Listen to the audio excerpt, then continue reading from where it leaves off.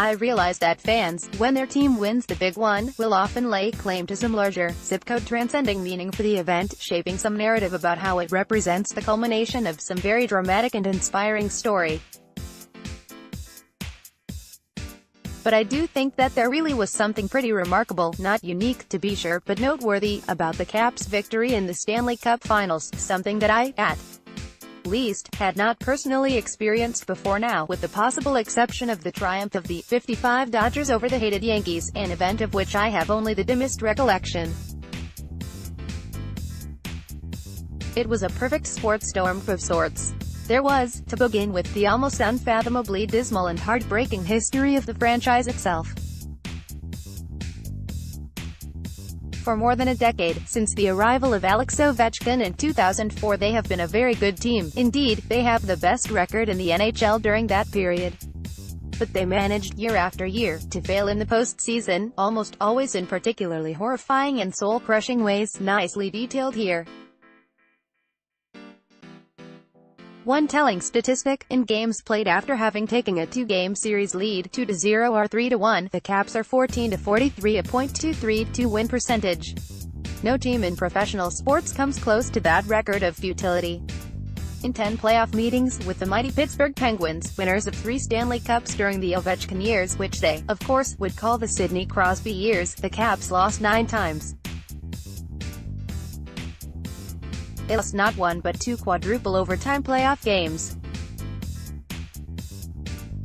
They had not made it even as far as the conference championship, the Final Four, in 20 years.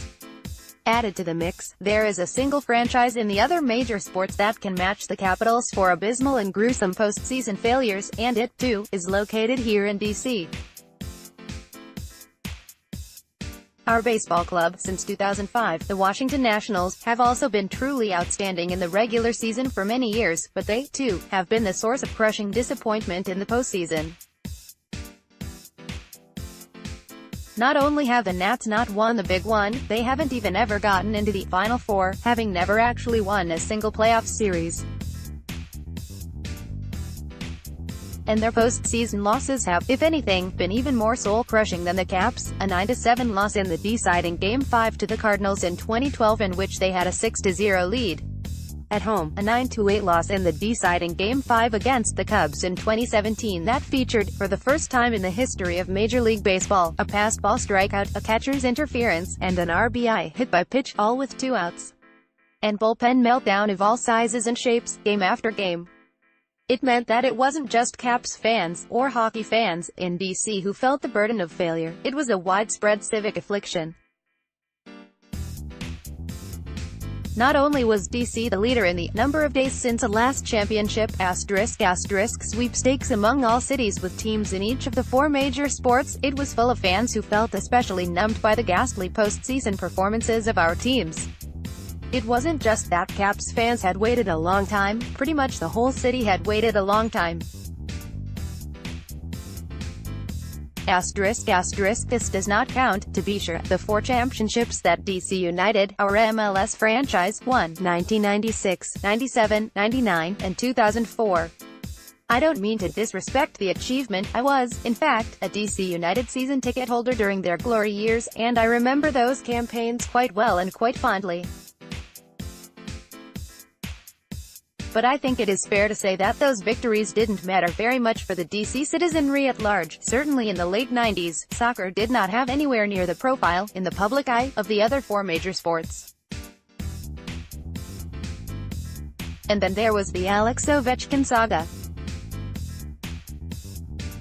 Ovechkin is one of the all-time greats, a prodigiously accomplished goal-scorer, who has borne the brunt of the blame for the Caps' failures.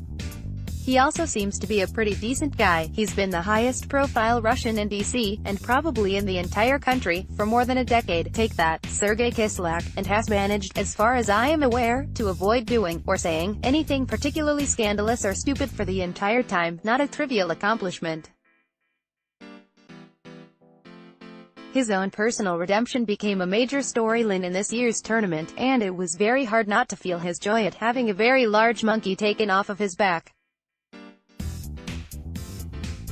And finally, there was the particularly attractive and gutsy manner in which the Capitals managed to break through.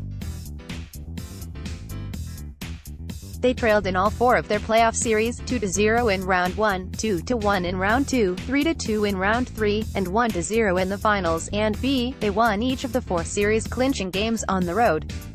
That had never in any of our major sports before, and it seemed to testify to a kind of resilience and toughness about this team that stood in stark contrast to the feeble efforts in past years.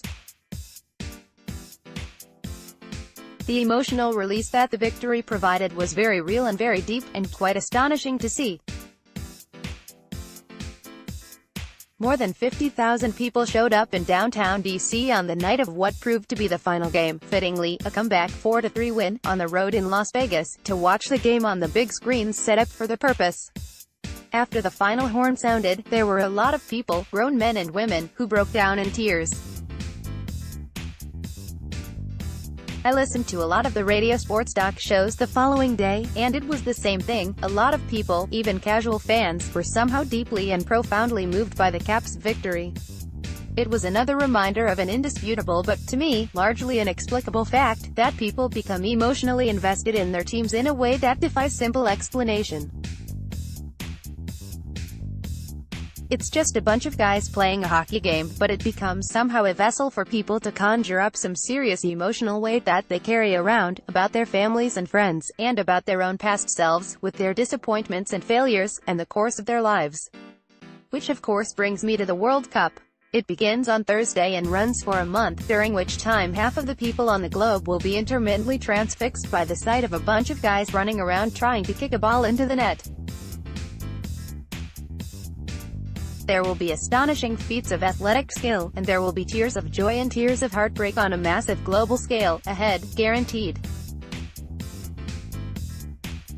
It will be fun to watch, even though, or perhaps because, there is no U.S. team involved for the first time in 32 years. The tournament begins with what is by far the least interesting tournament opener ever, Russia versus Saudi Arabia. Neither team is expected to be any good. Russia is in the tournament only because it is the host, and, though I have absolutely no shred of evidence to support the accusation, I can't help thinking that they somehow managed to rig the draw. Their group, the Saudis, Egypt, and Uruguay, is probably the weakest of the 8 in this year's tournament, and quite possibly the weakest ever. Although some of the usual suspects are among the tournament favorites, Brazil, Germany, Argentina and Spain, all prior Cup winners, could well wind up constituting the Final Four. There is, according to The Economist's statistical projections, a 1 in 4 chance that we'll see a first-time champion this time around. That has to be good news for Belgium, Mexico, and Croatia, which, to my eyes at least, are the only plausible first-time winners in this crop. I am letting my heart control my head and picking Argentina to beat Belgium in the final to take home the prize this year. So much of what made the Caps' victory so satisfying, the sustained excellence over decades, the many recent excruciating failures in major tournaments *****, the appealing superstar, Lionel Messi, who has achieved unprecedented success with his club team, Barcelona, but has never managed to pull his national team over the top, is here, writ on a much larger canvas. It's too good a story not to happen in this year of redemption. Argentina was the runner-up in the 2014 World Cup, losing in the final, in extra time, 1-0 to Germany, and it was runner-up in the 2004, 2007, 2015, and 2016 Copa America, twice losing to Brazil and twice to Chile. In 3 of the 4 finals the games were tied at the end of regulation, and Argentina lost in the penalty kick shootout. See you at the parade.